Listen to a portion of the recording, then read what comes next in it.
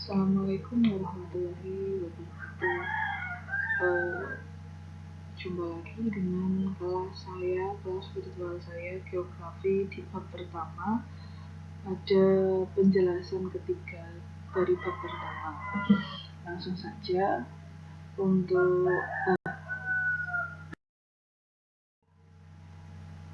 bagian ketiga, yaitu tentang aspek geografi. Aspek itu bahasan dari geografi. Nah, aspek itu di geografi terbagi menjadi dua, yaitu aspek fisik dan aspek sosial. Di mana aspek fisik itu kata lainnya adalah aspek alam. Jadi apapun yang berkaitan dengan alam itu termasuk aspek fisik. Dan yang kedua adalah aspek sosial atau biasa kita sebut aspek manusia. Itu yang berkaitan semua skala atau proses dari manusia itu sendiri. Jadi proses interaksi antara manusia, interaksi antar masyarakat itu dipelajari di aspek sosial atau manusia atau bagiannya. Seperti itu. Untuk contoh-contohnya untuk aspek alam atau aspek fisik itu ada erosi, vulkanisme, tektonisme, longsor, gunung, laut, terus danau, terus apalagi ya, ngarai, jurang, semua. Kayak apapun yang berkaitan dengan alam, gempa bumi seperti itu termasuk di aspek fisik atau alam. Coba nanti kalian silahkan mencari contoh lain selain yang sudah tertera di PowerPoint. Nah, selanjutnya untuk aspek sosial atau manusia itu ada kemiskinan, kemacetan, kelahiran, kematian, migrasi, terus pilkada, terus apa lagi?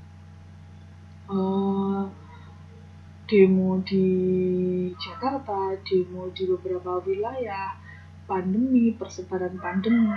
Nah, itu bisa dikelompokkan dalam aspek sosial atau aspek manusia. Selanjutnya untuk ilmu penunjang geografi. Jadi geografi itu membutuhkan ilmu untuk menunjang dirinya karena dia tidak bisa berdiri sendiri. Jadi apa yang bisa menyokong, bisa mendukung geografi itu banyak sekali. Karena kenapa kok banyak? Karena geografi itu kajiannya sangat banyak sekali.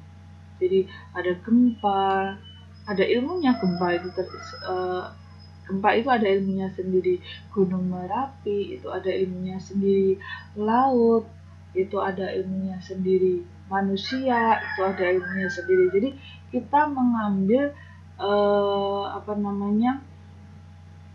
berbagai macam ilmu pendukung, kita minta tolong berbagai macam ilmu untuk mendukung geografi. Namun tetap di sini kita garis bawahi terkait dengan persebaran seperti yang sudah saya sampaikan beberapa di materi yang sudah saya sampaikan kemarin. Itu ada identik atau geografi itu identik dengan peta atau persebaran. Jadi apapun itu, materi apapun itu, ilmu apapun itu, tapi tetap dikaitkan dengan persebaran seperti itu. Untuk yang pertama, geomorfologi. Jadi kita membutuhkan ilmu penunjang. Salah satunya adalah geomorfologi. Geomorfologi itu apa tuh? Ilmu yang mempelajari tentang permukaan bumi. Semua aspek yang ada di muka bumi ini dipelajari di geomorfologi. Contohnya, bentang lahan kapur, bentang lahan fluvial, bentang lahan denudasional, bentang lahan ya itu tadi, kapur itu tadi ya, dan lain sebagainya. Jadi untuk geomorfologi itu segala aspek atau permukaan bumi itu dipelajari di geomorfologi.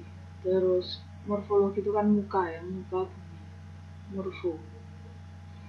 Bentuk morfologi wajah berarti ya bentuk muka wajah, permukaan dari wajah itu seperti apa. Terus geologi, ilmu tentang bumi, semua aspek yang ada di dalam bumi.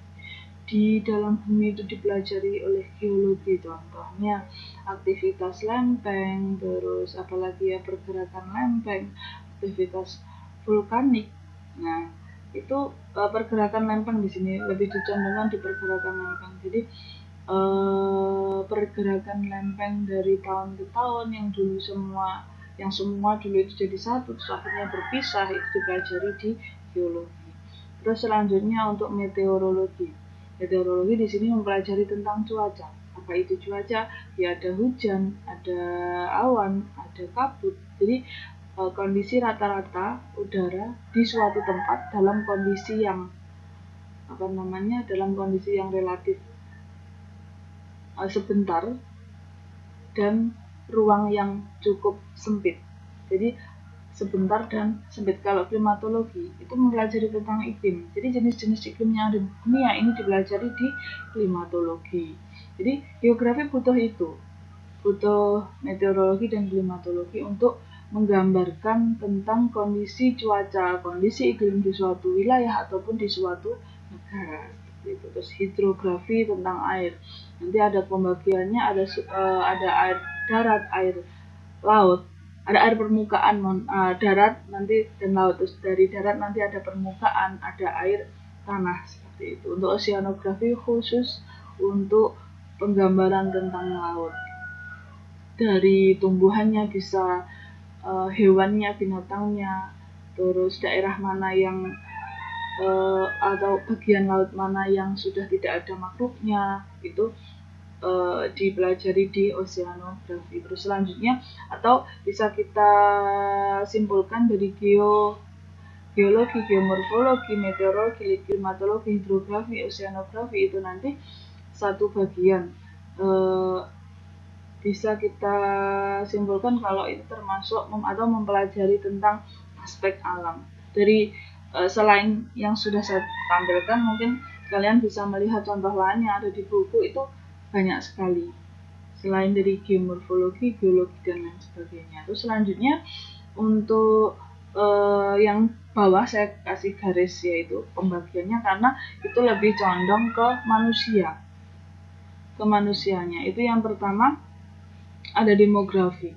Demografi itu berkaitan dengan kependudukan, kaitannya dengan kelahiran, kematian, survei, sensus. Jadi angkanya itu dimunculkan di demografi. Maksudnya angka kelahiran, angka kematian, survei, sensus itu dipelajari di demografi. Nah, kita butuh itu karena kita menggambarkan manusia, menggambarkan kepadatan di suatu wilayah, kondisi kelahiran di suatu wilayah.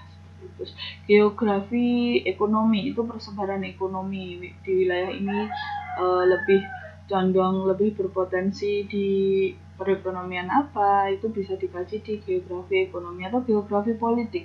Nah, ini geografi politik ini biasanya digunakan oleh zaman mau itu ya, pas waktu-waktu mau ada pilihan, ada pemilu, ada pilkada, ada pemilu biasanya seperti itu. Nah, ini konsentrasi daerah ini cenderung memilih paslon nomor 5, paslon nomor 10 seperti itu. Itu dikaji di